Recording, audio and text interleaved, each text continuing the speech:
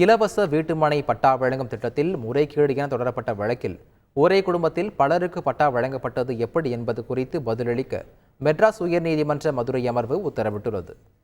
மதுரை மாவட்டத்தில் அரசின் இலவச வீட்டுமனை பட்டா திட்டத்தில் முறைகேடு நடந்திருப்பதாக முத்துவேல் என்பவர் வழக்கு தொடர்ந்தார்.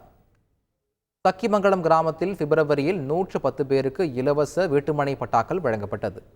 நடுக்காட்டான் என்பவரது வீட்டில் பலருக்கு பட்டா முறைகேடாக வழங்கப்பட்டுள்ளது.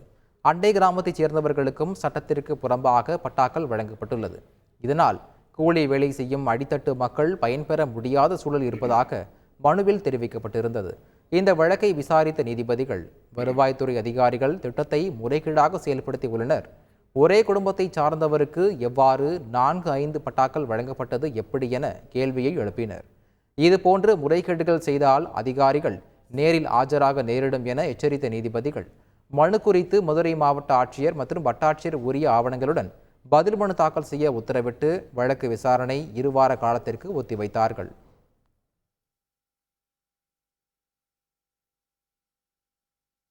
சேலம் ராமர் பாதம் கோயிலுக்கு செல்ல உரிய ஏற்பாடுகளை மேற்கொள்ளும்படி தாசில்தார் பிறப்பித்த உத்தரவுக்கு இடைக்கால தடை விதித்து சென்னை உயர்நீதிமன்றம் உத்தரவிட்டுள்ளது.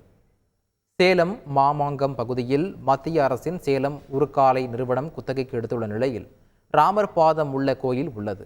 இந்த கோயிலுக்கு செல்ல பொதுமக்களுக்கும் பக்தர்களுக்கும் அந்நிறுவனம் அனுமதி மறுத்ததாக புகார் எழுந்தது. இதையடுத்து அந்த கோயிலுக்கு பக்தர்கள் எது தடையுமின்றி செல்வதற்கு தகுந்த ஏற்பாடுகளை மேற்கொள்ள வேண்டுமென உருக்காலை நிறுவனத்திற்கு தாசில்தார் உத்தரவு பிறப்பித்திருந்தார்.